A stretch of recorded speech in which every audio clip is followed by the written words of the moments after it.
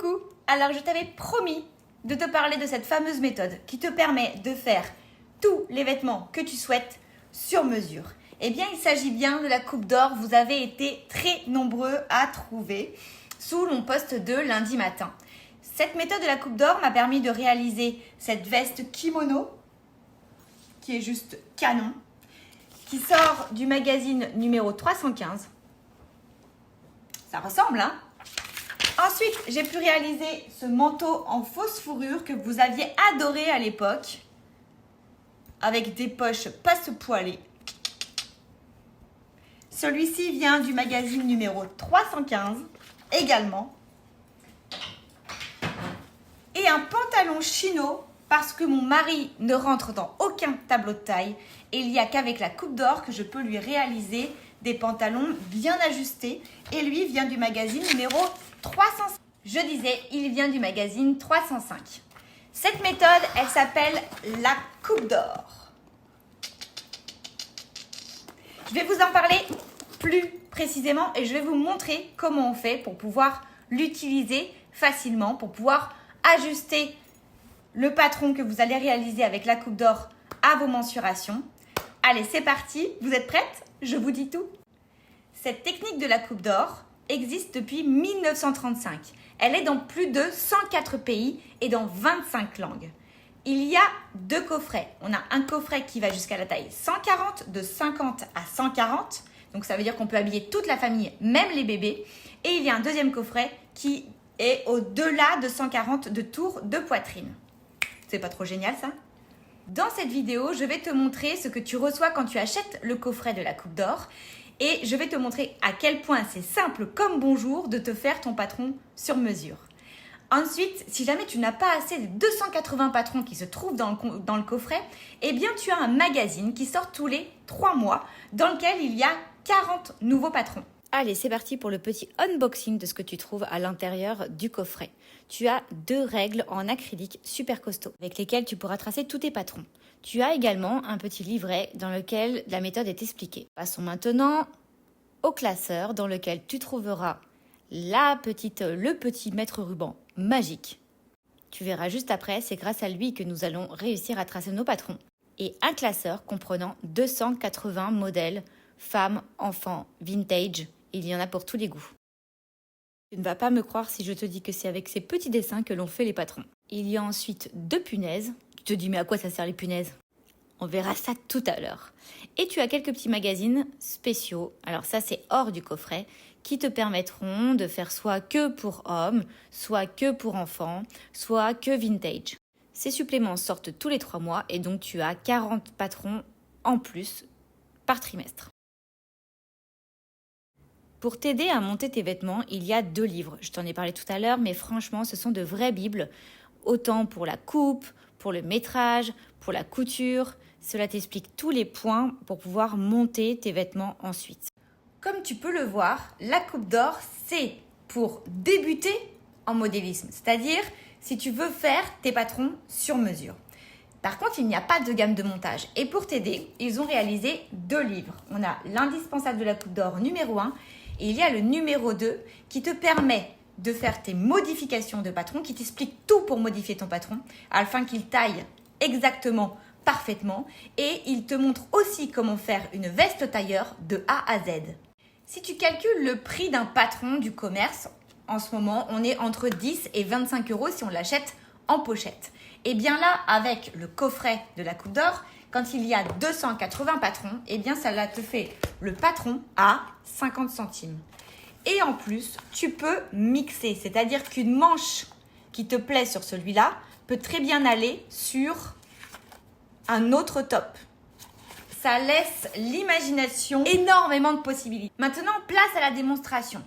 Comment faire quand tu as reçu le coffret de la coupe d'or, comment faire pour réaliser ton patron? Je te montre tout juste après. Tu n'auras besoin que de 2 mesures, ton tour de poitrine et ton tour de hanche. Tu le prendras grâce à cette petite règle qui t'est vendue dans le coffret. Alors, elle n'est que dans le coffret. Je prends mes mesures, je prends mon tour de poitrine en étant au plus gros de mes seins et en étant bien parallèle au sol. Et ensuite, je viens prendre mon tour de hanche. Une fois que ces 2 mesures sont faites, tu vas voir, on va réussir à se faire un super patron. Le plus dur est de choisir. Tu as quelques petits symboles qui te disent si jamais le patron est fait pour les grandes tailles ou alors pour les tailles plus fines. Une fois que tu as jeté ton dévolu sur un des 280 modèles, tu regardes au dos, tu auras toutes les petites pièces qu'il va falloir patronner. On t'indique également le métrage de chaque tissu et sa catégorie. Si tu ne comprends pas toutes les lettres, il y a un lexique à la fin de chaque livret. A veut dire devant, B veut dire dos, les petits pointillés cela veut dire au pli, et les hachures ce sont les parmentures. Moi j'ai beaucoup aimé le supplément 331 et j'ai donc décidé de réaliser le patron devant toi du numéro 141. J'aime bien ce petit haut à manches raglant et voilà ce que je vais en faire. Pour ne pas abîmer mon supplément, je vais d'abord scanner et imprimer ma petite planche de patron. Je reprends ensuite mes mesures en étant bien parallèle au sol pour que ce soit mieux, mets-toi face à un miroir. Tour de poitrine et tour de hanche et c'est tout bon.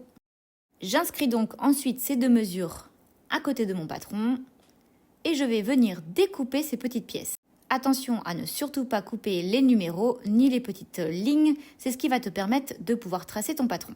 Pour pouvoir punaiser, j'utilise du carton plume et je mets du craft. Je prends ensuite ma petite pièce d'eau, je la scotche sur mon papier craft et je fais bien attention à avoir assez de place tout autour pour pouvoir faire mes tracés. Chaque petit chiffre est en fait la grandeur en centimètres qu'il va falloir que je trace. Au-dessus de la ligne de taille, je dois prendre la mesure de mon tour de poitrine et en dessous de la ligne de taille, la mesure de mon tour de hanche. Et c'est parti pour la magie. Au niveau du poinçon, je vais venir tracer les mesures qui sont indiquées sur le petit schéma. Vous allez vite vous rendre compte que c'est un jeu d'enfant et c'est aussi super ludique. Il faut juste faire bien attention à ce que votre ruban soit bien droit. Une fois que j'ai réalisé les points au-dessus de ma ligne de taille, je vais venir changer la mesure de mon poinçon pour pouvoir prendre la ligne de hanche, la tour de hanche, pardon. Je trace maintenant les 2 points qui se situent sous ma ligne de taille. Pour être sûr de pouvoir retrouver le modèle, j'inscris le supplément et le numéro du modèle sur chacune de mes planches. Et maintenant, je vais utiliser mes 2 règles pour pouvoir tracer tous les traits. Quand le trait est droit, je prends la règle droite. Il faut toujours se référer au petit schéma. Ce sont exactement les mêmes lignes. Ne vous inquiétez pas si par rapport à votre petit schéma, c'est un peu tordu. C'est normal. Cela fonctionne tout à fait correctement. Je vous le dis parce que je me suis affolée la première fois. Les petits pointillés veulent dire au pli. À chaque fois, je me réfère à mon lexique. Pour les lignes courbes, je vais venir tracer en essayant de faire correspondre 3 points avec la courbe de ma règle. Et voilà, je ne vous mens pas quand je vous dis que j'ai mis 10 minutes à tracer mon dos, même pas. Je n'ai plus qu'à ajouter mes marges de couture, à mesurer pour pouvoir faire mes vérifications de passage. Parce que oui, c'est une étape importante, il faut vérifier si jamais vous allez être bien à l'aise dans votre vêtement. J'ajoute donc 1 cm de marge de couture sur les côtés, pas au pli bien sûr, et 1,5 cm au niveau de l'ourlet du bas. En accéléré, voici maintenant la pièce devant. Il y a des petites lettres, vous les reportez, elles vous permettent de pouvoir faire correspondre vos pièces ensemble. Sur le devant, il y a une spécificité, j'ai une pince poitrine. Eh bien, on remarque que la pince poitrine se termine au niveau de la croix sur laquelle j'ai mis mon poinçon. Je vérifierai sur moi si jamais la pince se place correctement. Pour les courbes, je fais la même chose que pour mon dos. Je viens faire correspondre 3 points pour qu'ils soient bien alignés. Je vais aussi mesurer au niveau de ma poitrine puis de ma taille pour pouvoir faire mes vérifications de passage. Une fois que les manches seront tracées, je vérifierai aussi que mes lignes se raccordent bien et je pourrai ensuite couper mon tissu. Et voilà, j'ai mis moins de temps que si j'avais à décalquer mon patron pour me faire un patron sur mesure. Après, je vous l'avais déjà dit en masterclass, moi c'est une méthode qui m'a vraiment permis de progresser en modélisme, de progresser dans mes patrons, parce que rien que le fait de devoir vérifier à chaque fois, est-ce que les coutures épaules vont bien aller ensemble, est-ce que j'ai la bonne aisance pour être à l'aise au niveau de mon top, etc., etc. Ça m'a permis après de modifier, quand j'avais un patron du commerce acheté, modifier ma façon de faire. Voilà, moi c'est quelque chose qui m'a énormément appris et j'espère que vous aurez envie de vous lancer dans cette méthode. Et bien sûr, je te donne un petit code promo qui s'appelle Morgane20. Si tu souhaites t'acheter le coffret classique, eh bien il te donne 20% de réduction. C'est un super cadeau qu'on peut se faire pour la Saint-Valentin, se faire offrir par son chéri et on peut carrément lui dire que comme ça on pourra lui faire plein de vêtements.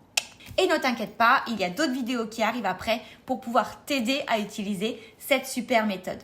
Allez, bonne journée!